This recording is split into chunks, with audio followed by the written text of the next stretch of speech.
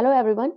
कल की क्लास को हम आगे बढ़ाते हैं और उसी सीक्वेंस में हम डिस्कस करेंगे विलियम शेक्सपियर से related quotations.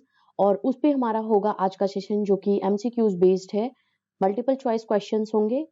Multiple choice questions में कोटेशंस के अकॉर्डिंग आपको पूरी डिटेल मिलेगी कि कोटेशन कहाँ से लिया गया है, किस एक्ट किस सीन से, who is the speaker and किस प्ले से ये कोटेशंस लिए गए हैं। इनके बारे में आज की क्लास में हम डिस्कस करेंगे। लास्ट हमारा था पार्ट फर्स्ट का जो कि हमने कल डिस्कस करा था, तो ये पार्ट सेकंड है हमारा। और आगे हम 21 क्वेश्चन से पिक करेंगे MCQs related to William Shakespeare's important quotations. तो सबसे पहला जो है हमारा यहाँ पे 21 नंबर क्वेश्चन है, the better part of valour is discretion. बहुत ही इंपॉर्टेंट लाइन है ये, कोटेशन है ये विलियम शेक्सपियर का। आपको बताना है कि ये कहाँ से लिया गया है, किसने बोला है इसको। Antony Cleopatra, Tempest, Henry fourth part 1 या नन ऑफ दीज। तो आंसर है option C, Henry fourth part 1। और स्पीच किसकी है? फाल्स्टफ की। Okay, Falstaff was the speaker and play का डिस्क्रिप्शन मेंशन आपको दिया गया है इस क्वेश्चन के आंसर में। नेक्स्ट नंबर 22 क्वेश्चन है, if one should be prey how much the better to fall before the lion than the wolf, where do these line appear. मतलब ये कोटेशन जो है ये एक शिकार और शिकारी से रिलेटेड है। If one should be prey मतलब यहाँ पे जो होता है शिकारी होना होता है, शिकार का शिकारी होना होता है, तो उसकी बात हो रही है। तो ये लाइन कहाँ से ली गई? Twelfth Night, Antony Cleopatra, Tempest, none of these. Answer is act 1, option 1, act third, scene first, Olivia की स्पीच है। और ये द ट्वेल्थ नाइट प्ले से लिया गया है, जिसको और what you will is the sub title of this play. Okay, अगला है number 23, for the April of proclaim the man is from. Means आपका जो पहनावा होता है आपके बारे में बताता है, ये लाइन है। हैमलेट प्ले से है, ट्वेल्थ नाइट, टेम्पेस्ट या none of these. And the answer is option A, correct answer है, हैमलेट प्ले से ये लिया गया है। एक्ट फर्स्ट, और ये है पोलोनियस की स्पीच है कि आपका पहनावा जो होता है, अप्रैल यहाँ पे जो होता है कि आपका पोशाक जो होता है वो आपको डिस्क्राइब करता है, आपके बारे में बताता है। And this is the speech of Polonius from the play Hamlet. Act first से ये लिया गया है। Number 24 we have the speech, friends Roman countryman lend me your ears. बहुत ही इंपॉर्टेंट स्पीच है, वेरी इंपॉर्टेंट स्पीच को अगर हम इस काउंट करते हैं। Is of Antony from Julius Caesar is appears in। ये जो स्पीच है, friends Roman countryman land me your years, means अरे ये बात जूलियस सीजर प्ले में किसने बोली है? एंटोनी ने बोली है। आपको बताना है किस एक्ट और किस सीन में ये बात एंटोनी की स्पीच है ये।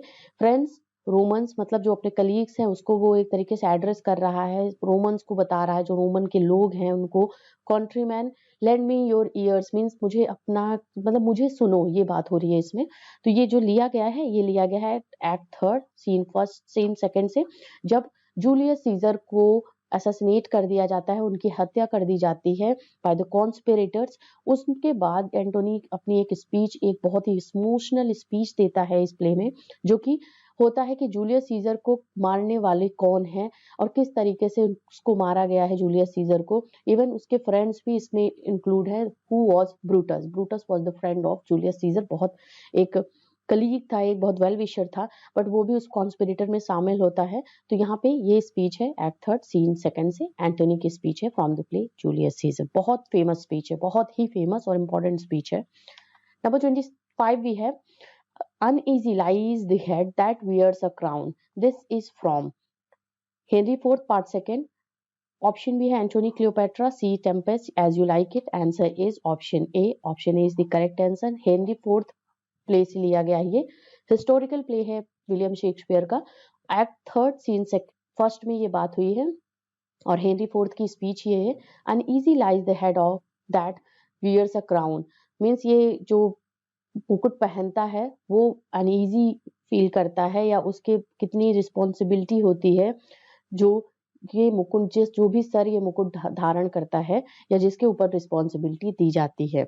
Next number 26 we have the question, when beggars die there are no comets seen, the heavens themselves blaze forth the death of princes. Number, ये बहुत ही इंपॉर्टेंट स्पीच है, फिर से एक इंपॉर्टेंट स्पीच विलियम शेक्सपियर के प्ले से है। These lines appear in Julius Caesar, Antony, Cleopatra, Tempest या none of these? Answer is option A, Julius Caesar की डेथ के बाद की ये स्पीच है। और यहाँ पे एक्ट सेकेंड सीन सेकेंड से है, कैलिफोर्निया की स्पीच है जो कि जूलियस सीजर की वाइफ होती है। किसकी वाइफ होती है? ये क्या है? वाइफ है जूलियस सीजर की। ओके, और उनकी स्पीच है, When beggars die, there are no come seen. The heavens themselves blaze forth the death of princes. Means जो जब गरीब किसी गरीब की मृत्यु होती है तो उसको देखने के लिए या उसके लिए कोई नहीं आता है उसके आसपास। बट जब किसी प्रिंसली जो एक रॉयल या क्राउन से रिलेटेड लोग की डेथ होती है या रॉयल फैमिली के लोगों की डेथ होती है तो हेवन अपने आप में रोता है। मीन्स हेवन एक तरीके से उसका कलेजा फट जाता है जब ऐसे लोगों की डेथ होती है। तो यस, ये स्पीच है जूलियस सीजर प्ले से ली गई है, कैलिफोर्निया की स्पीच है। नेक्स्ट नंबर वो है 27, द स्पीच टू बी और not to be, that is the question, is of the prince Hamlet from the play Hamlet it appears. देखिए यहाँ पे दिया गया is of the prince Hamlet, मतलब ये प्रिंस हैमलेट की स्पीच है। टू बी और not to be, that is the question, famous soliloquy है। आपको बताना है कि ये किस एक्ट और सीन में मेंशन है, and we have the answer, that is option B, act third scene first में स्पीच है। जब प्रिंस हैमलेट को पता चलता है, बहुत ज्यादा एक ट्रॉमा में वो रहता है, उसको ये भी पता चलता है कि उसके फादर, मतलब उसको ये तो मालूम रहता ही है कि उसके फादर को किसी ने मर्डर कर दिया है, ससेरेट कर दिया है। बट उसके बाद उसको जब पता चलता है कि उसकी मदर ने उसके अंकल से शादी कर ली है, और उसको ये भी पता चल जाता है कि उसके फादर का जो मर्डरर है वो अंकल ही है। तो ये सब चीजें एक ट्रॉमा, एक जो सिचुएशन होती है और जो ट्रॉमा हैमलेट के, प्रिंस हैमलेट के माइंड में चल रहा होता है, तो वहां पे ये स्पीच सॉलिलकी वो बोलता है, टू बी और not to be, that is the question. Next number 28 we have the question, we are such stuff as dreams are made of is of Prospero from the Tempest it appears in। ये Prospero की speech है। Prospero was the father of Miranda और hero है the Tempest play से। Tempest play का ये speech है, Tempest में इस लाइन को मेंशन किया गया है। अब आपको बताना है ये किस एक्ट ऑफ सीन में मेंशन है या बोला गया है, प्रॉस्पेरो ने बोला है। And answer is act fourth scene first. Act fourth scene first बहुत ही इंपॉर्टेंट है, प्लीज इसको नोट डाउन जरूर करिए आप सभी। अगले क्वेश्चन को हम देखते हैं, yet who would have thought the old man have had so much blood in him, who uttered this? Lady Macbeth, Macduff, Ross या नन ऑफ दीज? तो मतलब एक इम्पॉर्टेंट इसकी कोटी जो ऑप्शंस है उससे समझ में आ रहा है कि ये जो लिया गया है मैकबेथ प्ले से लिया गया है। तो आंसर जो है ऑप्शन ए है, lady Macbeth. Macbeth play act fifth scene 1 का है। At who would have thought the old man to have had so much blood in him, ये लेडी मैकबेथ जो कि प्रिंस, जो यहाँ पे मैकबेथ होते हैं किंग, उनकी वाइफ होती हैं। तो ये एक्ट फिफ्थ सीन फर्स्ट का स्पीच है। अगला है क्वेश्चन नंबर 29 के बाद 30 है, the speech if music be the food of love play on is of Duke Orsino from Twelfth Night it appears in. An important question है, बहुत important speech, famous speech है। ये ओपनिंग लाइन भी है, यहाँ किस प्ले की है? इसी द ट्वेल्थ नाइट प्ले की है, opening line of twelfth night play. तो कभी ऐसे भी क्वेश्चन पूछ सकता है आपका कि which one is the opening line of twelfth night, और ये आंसर होगा if the music be the food of love play on. और स्पीच किसकी है? ड्यूक ओरिजिनो की स्पीच है, ट्वेल्थ नाइट प्ले से लिया गया है। सीन कौन सा है? एक्ट फर्स्ट सीन फर्स्ट, ठीक है, क्योंकि ओपनिंग लाइन है तो ये एक्ट फर्स्ट और सीन फर्स्ट की स्पीच है। Next number 31 we have, the night is long that never finds a day, the D this uttered by. किसने बोला है? मैलकॉम, मैकडफ, रॉस या none of this? Answer 1 Malcolm की speech है from the play Macbeth. Act fourth scene third से लिया गया है, मैकबेथ प्ले में ये बोला है, ठीक है।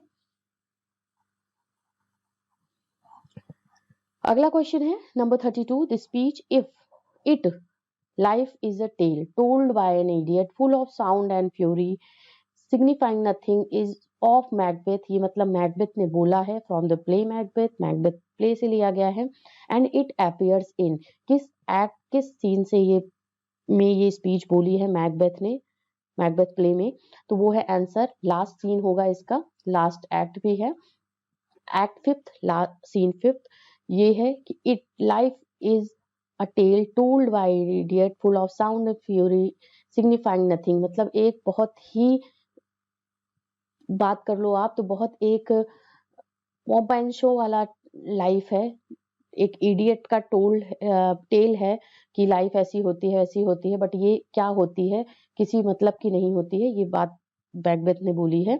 और because of the ambition, because of the greediness, जो इस प्ले में हैमलेट मैकबेथ फील करता है, मैकबेथ एक तरीके से बहुत ज्यादा अपनी वाइफ की बातों में आकर के ग्रीडी एम्बिशियस हो जाता है, तो उसके बारे में उसकी बाद में उसकी लाइफ किस तरीके से हेल्प हो जाती है और उसको किसी चीज का एक एंजॉयमेंट या हैप्पीनेस नहीं मिल पाता है। And after that he said this quotation, बहुत फ्रस्ट्रेटेड होकर के ये कोटेशन उसने बोला है, ये लाइन उसने बोली है अबाउट लाइफ, लाइफ के बारे में कि yes what is life all about. Next number question 33 we have the speech, the quality of mercy is not strained, is of Portia from Merchant of Venice. It appears in, फिर से आपको बताना है कि ये किस एक्ट के scene में लाइन बोली है, किसने बोली है, पोर्शिया ने बोली है। यहाँ पे स्पीकर है पोर्शिया और आंसर है option A, act fourth scene first, जब ये सीन चल रहा होता है, कोर्ट का सीन चल रहा होता है, शाइलॉक एंड बिशानियो, पोर्शिया और उनके अटेंडेंट ये सब रहती हैं सब इकट्ठे, और उसमें ये एक स्पीच, एक पूरा पोइटिक लाइन बोलती है पोर्शिया कि किसी तरीके से जो मर्सी होती है वो क्या होती है उसको डिफाइन करती है, तो यही है the quality of mercy is not strained. तो एक्ट 4 सीन फर्स्ट से ये लाइन ली गई है, मर्चेंट ऑफ वेनिस प्ले से पोर्शिया ने उसको बोला है। अगले क्वेश्चन को देखते हैं, 34 के बाद 35 है, fit to govern no not to live, who says this, किसने ये लाइन बोली है, Macduff in Macbeth, lady Macduff in Macbeth and Antony in Antony Cleopatra, ये नन ऑफ दीज। तो ये आंसर है ऑप्शन ए, मैकडफ ने बोला है ये लाइन, कहाँ बोला है, मैकबेथ प्ले में, एक्ट 4 सीन 3 का ये लाइन है। Please note down these questions, जो भी इंपॉर्टेंट है स्क्रीनशॉट या तो आप क्वेश्चन को नोट डाउन कर ले, मेमोराइज कर लो आप सभी। अगले नंबर 35 की तरफ चलते हैं, Macbeth is ripe for shaking, who says, Malcolm, Macduff, Ross. देखिए मैकबेथ से ही स्पीच ली गई है, ऑप्शन है मैलकॉम है। एक्ट 4 सीन 3 से ये स्पीच बोली है, Macbeth is ripe for shaking.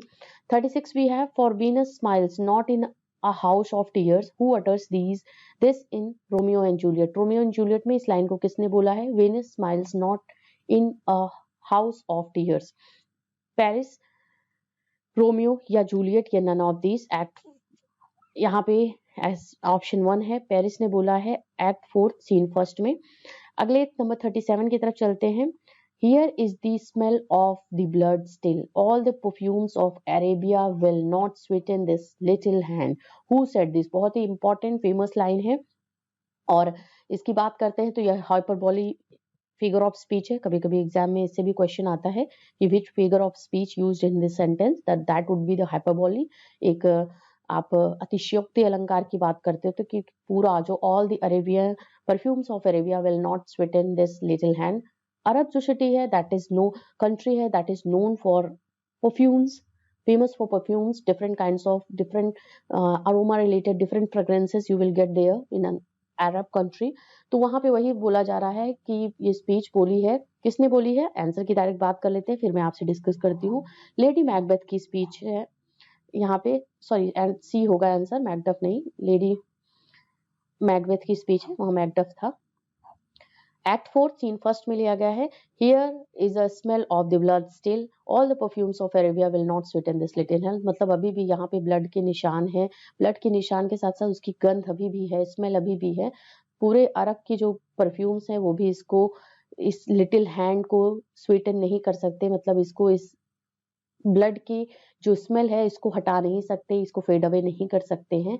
और ये है जब उसके मर्डर के बाद, जब किंग डंकन होते हैं उनके मर्डर के बाद में ये लाइन इसने बोली है, किसने, मैकबेथ ने, की वाइफ ने, लेडी मैकबेथ ने बोला है। Number 38 we have, O what a goodly outside falsehood hath, who said this, Antonio in Merchant of Venice, Antonio in Twelfth Night, Antony and Cleopatra, या आपका है नन ऑफ दिस। देखिए spelling में difference है। बाकी एंटोनियो दो जगह पे है कैरेक्टर, एंटोनी है एंटोनी एंड क्लियोपेट्रा में। तो O what a goodly outside falsehood had was spoken by option A Antonio in Merchant of Venice. Number next we have 39 all the glitters is not gold. All that glitters means हर चमकती हुई चीज सोना नहीं होती है। ये line कहाँ से अपीयर होती है? Tempest, Hamlet, Taming of Shrew, Merchant of Venice.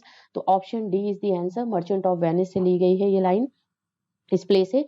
तो एक्ट सेकेंड सीन 7 है, प्रिंस ऑफ मोरक्को की ये स्पीच है। All that glitters is not gold is the answer and the play is merchant of Venice. Next number 39 के बाद 40 question देखते हैं। I will किस thy lips happily some poison at doth hang on them to make me die with a restorative who utters in Romeo and Juliet। इस लाइन को Romeo and Juliet play में किसने बोला है? Juliet, Paris and Romeo. Option A Juliet. Juliet was the heroine and beloved of Romeo। Act fifth scene third की ये line इस प्ले हैमलेट में बोला है जूलियट ने। आई विल किस thy lips happily some poison at doth hang on them to make me die with a restorative।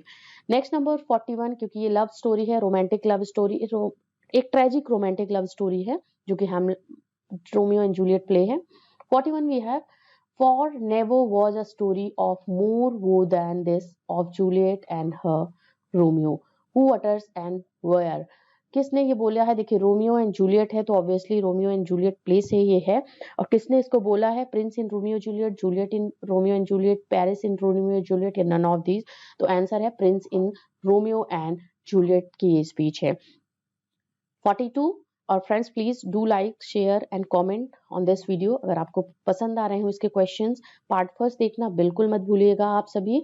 और इसके साथ ही साथ 42 क्वेश्चन की तरफ हम चलेंगे। If the great gods be just they shall assist the deeds of justice man. Where does this line appear? Antony, Cleopatra, Hamlet, Twelfth Night. And option A Antony and Cleopatra में ये line है। Act 2 scene first में ये line है Antony and Cleopatra play से। Number 43 with devotions visage and pious action we do sugar over the devil himself। where do these line appear? Macbeth, Hamlet, Tempest, in none of these। Option A है Hamlet। Okay अगला है number 44 we have the bird she sat in like a burnished throne burned on the water। these line are uttered by Anabarbus। who is she here? Cleopatra, Octavia, Rosalind या Mirinda. एनोबॉर्बस की ये speech है और ये एनोबॉर्बस आप character जानते होंगे। तो ये कैरेक्टर जो आता है एंटोनी एंड क्लियोपेट्रा प्ले में आता है। तो ऑब्वियसली ये जो लाइन है ये किसके लिए बोली है? ये बोली है एंड क्लियोपेट्रा के लिए। Option A is the answer of the question. The bar she set is in like a Berners phloem burn on the water. अगला है 45 क्वेश्चन। ये ब्यूटी को एक तरीके से डिफाइन करते हुए बैनबरस जो कि एंटोनी के फ्रेंड होते हैं वो क्लियोपेट्रा के लिए बोलते हैं। 45 को देखते हैं। Virtue itself turn wise being miss appealed and while some things by action dignified where do they appear। ये लाइन का अपीयरेंस कहाँ मिलता है? रोमियो एंड जूलियट प्ले में। Option A is the answer. 46 celebrity is never more admired than by the negligent। who said this? who uttered this line? और इसके answer को options को देखते हैं। ऑक्टिविया, ब्रूटस एंड इसके बाद है आपका Portia and after that we have the Cleopatra। celebrity is never more admired than by the negligence। तो ये है जो करेक्ट आंसर होगा। ये तेजी ये इससे रिलेटेड होता है। तो ये स्पीच जो है ये है ऑप्शन डी क्लियोपेट्रा की स्पीच है। नेक्स्ट नंबर है I have a man's mind but a woman's might. Who said this? Brutus wife Portia, Caesar's wife Calpurnia and Orlando's wife Rosalind या नन ऑफ दिस। तो obviously ये line होगी Brutus की wife की Portia की line है यहाँ पे from the play Julius Caesar. ठीक है, जूलियस सीजर प्ले से ये लाइन ली गई है। I have a man's mind but women's might. Okay number 48 a little water clears us of the deed, who says and to whom। ये किसकी line है, किसने किसके लिए बोली है। Lady Macbeth to Macbeth, Macbeth to Lady Macbeth, Cleopatra to Antony, Viola to Duke Orsino. तो answer ये है lady Macbeth to Macbeth. A little water clears us of the deed means एक छोटा सा हमने जो भी काम किया है या जो भी गलत काम किया है वो एक छोटा सा, जैसे किसी भी चीज को साफ करने के लिए आप पानी का यूज करते हो या पानी का थोड़ा सा पानी उस चीज को साफ कर देता है, वाटर उस चीज को साफ कर देता है। वही है यहाँ पे कि हमारे काम भी, हमारी जो कृत्य है, जो हमने बैड डीड्स किए हुए हैं या जो एक मर्डर किया हुआ है किंग डंकन का मिल करके, उसको हम ठीक कर सकते हैं या उस चीज को हम वॉश आउट कर सकते हैं बाय डूइंग दिस। तो ये यहाँ पे लेडी मैकबेथ की स्पीच है मैकबेथ के लिए। 49 we have those are pearls that were his eyes. ये बहुत ही इंपॉर्टेंट लाइन है, बहुत ही फेमस और ब्यूटीफुल लाइन है और आपको बताना है where does this line appear, Hamlet, Othello, Cymbeline या Tempest. And we have the answer that is option D, Miranda. Question की बात करते हैं and we have the 50 question. Bye in directions find directions out, who sees, Polonius to his son, Polonius to Rinaldo, Polonius to Hamlet या none of these। तो answer है हमारा Polonius to Rinaldo। जब ये इसका बेटा फॉरेन चला जाता है पढ़ने के लिए तो वहां पे पोलोनियस की स्पीच है बाय इन डायरेक्शंस फाइंड डायरेक्शंस आउट। अगले क्वेश्चन 51 की तरफ देखेंगे हम। When Shahrukh comes they come not single spice but in battalion, who is the speaker, Hamlet, Horatio, King Claudius, none of these। and obviously King Claudius is the speaker from the play Hamlet। Hamlet की play से ये king Claudius की speech है जो कि होता है uncle किसका, हैमलेट का, अंकल ऑफ हैमलेट। ओके, तो बहुत अच्छी स्पीच है, बहुत लाइन है, अच्छी लाइन है एक तरीके से। व्हेन सॉरो कम्स, जब दुख आता है तो वो सिंगल स्पाई में नहीं आता, मतलब सिंगल या एक दुख नहीं आता सिर्फ सिंगली, बट इन बटालियन पूरी तरीके से एक बटालियन के वे में आता है। Means so many sorrows comes when it comes. Okay, तो अल्टीमेटली ये यहाँ पे बात है। तो फ्रेंड्स, यहाँ पे हमने इंपॉर्टेंट एमसीक्यूज डिस्कस किए। Please do not forget to watch this important video class on the first part of the important quotations and based on the MCQs, and please do not forget to watch out this video related to the Shakespeare's quotations जिसमें MCQs include किया है and important explanation के साथ में include किया है। तो first part है ये, इसको जरूर वॉच आउट कर लीजिएगा। क्लिक करिए, अभी तुरंत आप इसको वॉच आउट कर सकते हो। Thank you everyone for watching this.